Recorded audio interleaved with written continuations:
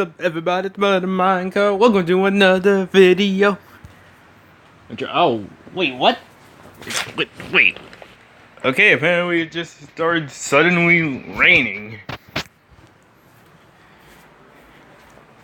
We've actually been getting a lot of rain over where I am. Sorry, well, not a lot of rain, but quite a bit. I mean, I'm pretty sure in the past few weeks we got like 2 thunderstorms, maybe? Yeah, I think it was about 2. And this is the third amount of rain we're getting in these past few weeks, as far as I can remember. I mean, if it's another thunderstorm, I'm going to be surprised. But anyways, like I said, today we're going to be reacting to film theory, Spongebob, and the secret under Lagoon. Now, I actually remember. Now, from this thumbnail, it's reminding me of that one episode, which for some reason is one of the very few SpongeBob episodes that's not iconic or like really well known in the series that I actually am able to remember. Like something I would say that is like well known and iconic is something like Just One Bite, the episode where Squidward repeatedly denies that he likes Krabby Patties, but is trying to get his hands on one to be able to eat them because he secretly likes them. But he doesn't want anybody to know that he likes them. But what that episode consisted of was this weird like goo. These weird goo bubbles coming up from Lagoon. And then eventually Plankton went down to investigate it himself. And he ended up getting a giant goo bubble from way down beneath Lagoon. And he used that giant goo bubble to try and threaten Mr. Krabs to give up this secret formula, or else he would pop the goo bubble, covering the entirety of Bikini Bottom and stuff. And apparently, from what I'm guessing, with the fact that Matt Pat's doing a theory on this specific episode, that there's more to this goo than it seems. So without further ado, let's begin. The Goo Lagoon. So peaceful. Oh, that's actually nostalgic. I haven't watched SpongeBob in so long because the show's basically crap nowadays. Like, people say that it's not as good as the first 3 seasons, and I kind of agree with that, but it was still good. But nowadays it's just crap. The fish children as they frolic and play, and yet underneath its murky depths, a mysterious ooze bubbles forth. Wait. Be it good or be. Wait, is this not the actual narrator? Cause if so, that's a pretty good impression. What is the secret hiding in the depths of the Goo Lagoon? Only time and this episode will tell. That is a really good impression. I want to know who did that. Because whoever they are, props to them.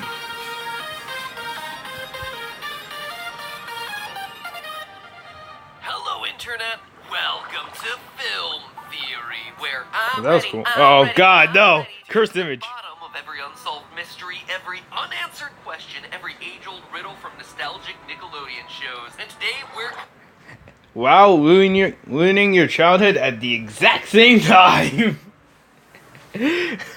Since 2011. covering these Film things. / Now, let me game give you some theory. backstory first, because this isn't as random as it might first seem. You see, recently... Actually, when did they start film theory? Just a second. Correction, not 2011, 2014.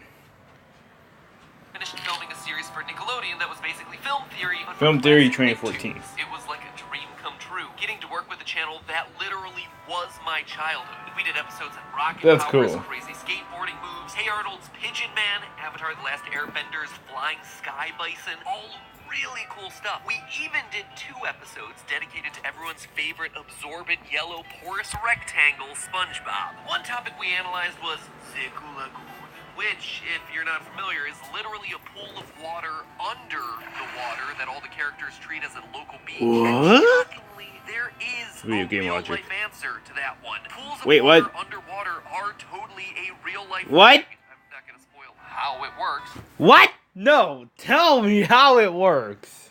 Because that is interesting. What? If that's the case, I'm pretty sure we could have, like, actual campfires underwater, just like in the show. Is SpongeBob predicting the future of what's to come? You're gonna just have to watch that episode when it finally comes out. But one thing that we didn't cover in that video that I thought would make a fascinating episode over here were the mysterious purple sludge blobs that come from under the surface of the lagoon. You see, SpongeBob SquarePants episode 185, titled It Came from Goo Lagoon, revolved around the discovery of mysterious goo bubbles that floated into Bikini Bottom by way of this underwater beach area. The bubbles provide hours of fun for SpongeBob and Patrick, who discovered that they were bouncy and purple, and according to Patrick, but for Sandy Cheek, Bikini Bottom's resident scientific squirrel, the bubbles were something to be wary of. Stop!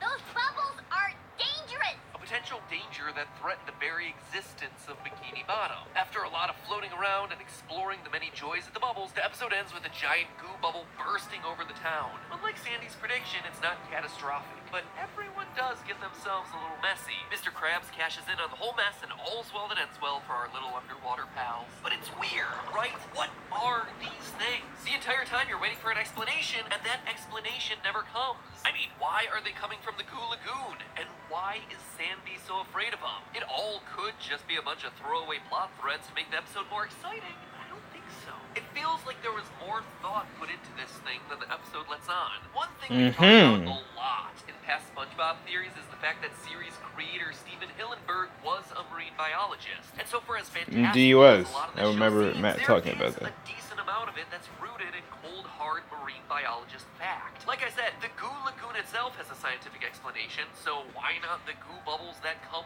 from the Goo Lagoon? So I decided to look a little bit closer as to what was really going on here. And oh man, the conclusion of today's episode is gonna blow You your found an mind. answer. We're not afraid to get dark here on Film Theory, and SpongeBob sometimes deals with some very serious topics like ocean pollution, but this one is pretty awful. Sandy had every right to worry. So what's the dark secret lurking at the bottom of the lagoon? Let's just dive into it. Using the episode to guide us, let's make a list of everything we know about these bubbles. First and most obviously, these balls are made of some sort of purple goo or sludge. You can see how thick and viscous they are just from watching the episode. It's so gooey!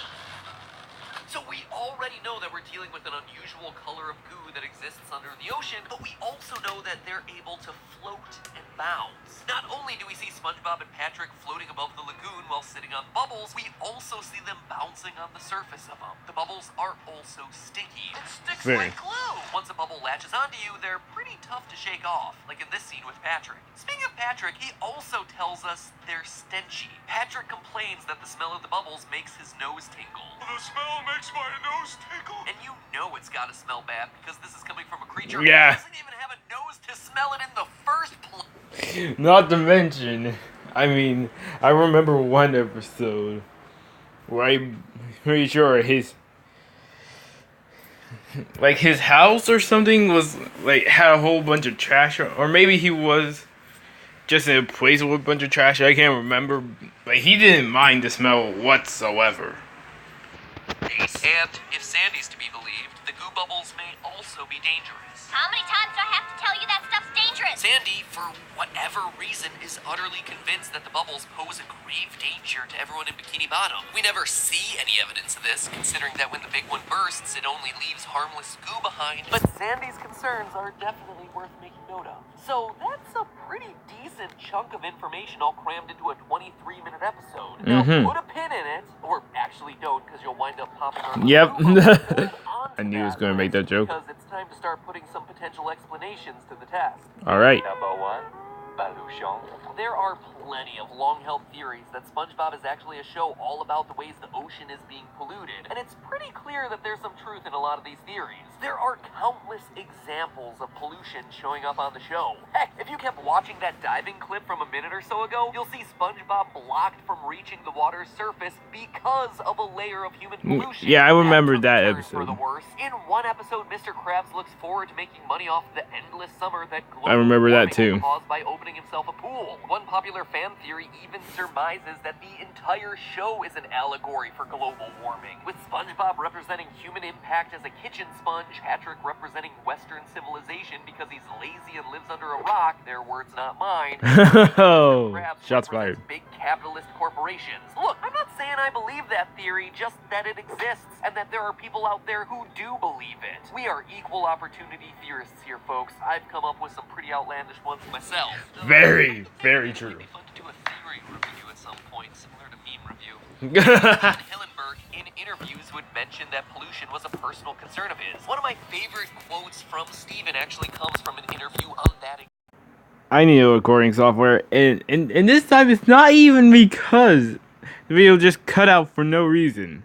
No, it's because my phone was low on battery, started to become low on battery, and my phone is, my recording software is so, well, my recording app really is so crap that it won't even allow me to record when my battery's below 5%, even when it's plugged in. God. Anyways, we're back. Biggest nightmare is that I'm gonna be at the beach one day, and one of these SpongeBob dolls is gonna wash up on the shore like garbage. So, could the Goo Lagoon be pollution of some form? Like oil from an oil spill or something? Maybe. If you look at this YouTube video featuring scenes from It Came From Goo Lagoon, you'll see that its description reads, "Welcome to Goo Lagoon, a relaxing retreat for the residents of Bikini Bottom." Despite the strange ongoings, SpongeBob and Patrick have fun on the polluted bubble. Oh. Now, I wouldn't put too much stock into the information contained inside the description of a video, unless of course we're talking about the links in the top line of the description of any of our videos, because you know that those are always going to be important. God dang it, Matt.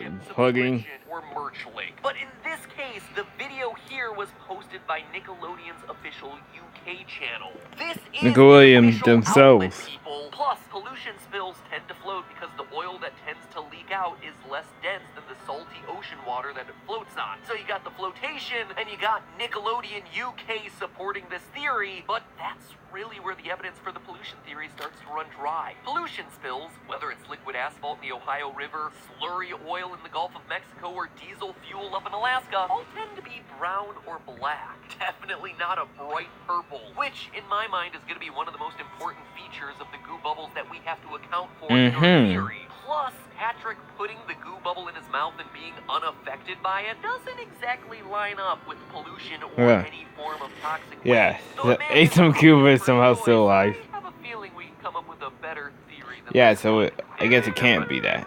Algae. Now, when I That say algae, it's you're definitely not probably thinking algae. of that weird green moss that grows on top of the water that you always wanted to touch as a kid, but you never did because you were always a bit worried that it would poison you. Am I the only one with that? Yes? No? Leave a comment down below. Let me know if I was just the weird kid who was worried about this either poisoning me or drowning me. Why are you running? But I mean, in this one select instance, anyone else relate to this? Just me? Let me know if I was alone. Anyway, we're not talking about that kind there of was. algae. Algae comes in all kinds of shapes and colors and species, and one of them, the Valonia ventricosa, looks a lot like the goo bubbles in SpongeBob, also known as bubble algae or sailor's I don't think I knew about this that one. single-celled organism is found throughout the world in tropical I know about a bit. subtropical Call me a ocean nerd regions. You if heard you that want. right. This thing is a single cell. But not only does it have bubble in its name, it What? behaves a whole heck of a lot like the goo bubbles that we see in the show. It Oh. will float, bounce along different surfaces on the floor of the ocean, as well as appearing to float through the water. Bubble algae is also known for rapidly spreading. If one bubble pops up, Oh. others are sure to follow quickly thereafter. It's something of a notorious scourge amongst aquarium enthusiasts. enthusiasts who know that Ugh. if they find one in their tanks, there's gonna be a lot more to come. The goo bubbles behave similarly. Early in the episode, Martin, we you're see crying. just one, but mere hours later, the bubbles have become an epidemic, prompting news reports and general town panic. So, what about that vibrant purple color? Though Valonia ventricosa is usually some shade of green, the color can actually vary as widely as silver, teal, or blackish, ultimately determined by the quantity of chloroplasts inside that one cell. Can it be purple? Kind of? Maybe? No, not really. And while that's already a stretch, the point of evidence that really kills this theory is the goopiness. This algae is hard. It looks Yeah, like I a know. smooth pearl or ball. It's not oozy and gloopy like the sludge bubbles Yeah, that I are didn't coming think it out of would the be. Lagoon. So again, we're back at square one. Or should I say, square pants. Ah, one. God. God dang it, Matt. Oh, I get it. Oh. Hold on, all you sad Squidwards Dang. out there. I've got an answer that matches pretty much everything that we see going on in this episode. The sea Alright. goo underneath Goo Lagoon is none other than dead, rotting jellyfish. Okay, that got dark.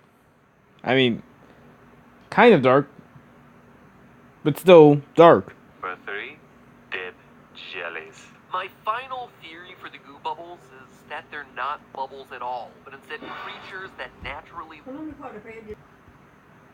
look a lot like bubbles instead. Jellyfish. Now, jellyfish are a huge part They of can SpongeBob definitely be SquarePants, purple, the I show, know with that. Bob and the gang constantly going out jellyfishing and looking to nab jellyfish as pets. Heck, they've even thrown parties in SpongeBob's house. And while most in the show are a translucent pink, throughout the series they've also been shown to be purple, like Yeah. king jellyfish, and even blue. We also know that they produce jelly, leaving behind a goo that looks very similar to what we see coming out of the Goo Lagoon. But I'm not here telling you that these bubbles are live jellyfish, or the jelly that they spit out. I am here today telling you that SpongeBob and Patrick in this episode are swimming around with and covered in dead, rotting corpses of jellyfish. Get this. Yeah, this mysterious got purple dark. goop has been washing up on beach shores of Norway, and it looks almost identical to the gloppy, drippy goo bubbles Oh. we see in this episode of SpongeBob. In death, jellyfish corpses darken in color as decomposition takes place, explaining why the real-life goop on Norway's beaches is such a deep Oh. shade of purple, and why the goo bubbles in the Goo Lagoon would be darker than the live jellyfish that we've seen previously on the show. The bouncing and the Oh, floating God. of the goo bubbles, well, that too is easily explained away by the nature of the lagoon. Shoot, I wanted you to have to go over to that show I did with Nickelodeon and watch their video to prove to Nickelodeon that I'm popular and worth working with again. Ugh, darn it, but it's taking them so damn long. True story, we filmed this thing back in July, and the level of editing that series requires It was is gotta be recent? less than what we do every week here on Film Theory. Yeah. Anyway, Wow. fine, I'll reveal the solution from that episode, but you gotta promise me at some point down the line when I point you in another episode of Film Theory to go over and watch that show and comment there how much you love Matt Pat and how eager you are to see him on Nickelodeon. I was really planning on them having uploaded the series by this point, so I'm just gonna go for it. Okay, fine. In that episode, I reveal that the Goo Lagoon itself is most likely an underwater brine lake, an area of super salty water inside the ocean. The saltier water means it's more dense than the water around it, which is how you get a separate pool of water underneath the water. It's a density gradient, with the super salty water Thank you for telling me. I am satisfied. being denser than the slightly less salty water all around it. 'Cause Therefore, that's all just that jellyfish interesting. would need to be in order to prove that it I'm could still gonna float watch the that surface on of my the own Goo time, Lagoon though. is be less Unless you dense guys than want me those to react super to it. salty pools. And we already know that jellyfish are indeed less dense than the Goo Lagoon, because it's been scientifically proven that jellyfish are 95% water, making them hardly more dense than the water that they float around in. Wow. That in turn explains how the goo bubbles are able to float through the ocean water as well as bounce on top of the denser brine lake water. How about the way the goo bubbles cluster? Well, that one's easily explained as well. Jellyfish cluster naturally. They tend to travel in groups called blooms, and sometimes rough winds, swells, and currents send them to shore all at once. So when they die, they tend to die together, exactly the way they lived. Whoa. That was real footage of a whole shore of dead jellyfish. Wow. Wow. up together, why there would be such a massive pool of goo in this one concentrated area. Another point in favor of dead, rotting jellyfish being the cause of this whole thing, the smell. Remember what Spongebob and Patrick said earlier? Oh, the smell makes my nose tickle. When dead jellyfish wash up on shores, they emit a terrible, overpowering smell, which explains why the characters would call them stenchy. I mean, they are dead bodies after all. Dead bodies are not particularly known for their pleasing smell. But why here, you might be asking? Why are there so many dead jellyfish in this one concentrated pool? Well, a lot of it goes back to what Goo Lagoon is. Because it is this super salty brine lake, it would be almost immediately deadly to any jellyfish that touched it, which explains the dead bodies. But there is another explanation here. You see, large blooms of jellyfish are on the rise, which many think is tied to increasing water temperatures because of global warming. As a result, jellyfish are starting to pose problems for nuclear power plants. Pipes that run ocean water in to cool the reactors. And some places, like South Korea, have created jellyfish murder robots to solve this very problem. Basically, these things are robots. According to that, but I don't even care. What? Run ocean water in to cool the reactors. And some places, like South Korea, have created... What's up with the Koreas? I'm sorry. That's a bit... I don't know, sensitive, but... North Korea with their nukes. And now South Korea with freaking jellyfish murder weapons. What? Jellyfish murder robots to solve this very problem. Basically, these things are robotic search and destroy sea blenders for hundreds of jellyfish at a time, with fishermen comparing the texture of the dead jellyfish goo to margarine, which thereby makes this entire thing rooted in the type of science the creator of the show wanted in the first place. This episode isn't a warning about pollution in our oceans, it's instead an episode warning us about the dangers of global warming. We're gonna have too many jellyfish and not enough peanut butter fish. Probably the most dad joke I've ever made. Wow. So there you have it, friends. We have ourselves the color, location, smell, the fact that it's not toxic so Patrick can taste it reasonably without any negative effects, a reason for it being there, the stickiness, all of it is hashed out through this one explanation. I don't know about you, but it looks to me like SpongeBob and his pals are in fact playing with the corpses of their ocean peers. And when those bubbles pop at the end of the episode, everyone is covered with dead, gooey bodies. Is it gross? Yeah. Wow. Morbid? Absolutely. Great television? You betcha. But indeed. Hey, that's Oh wait, I got one say it. just a theory. A film theory and cut.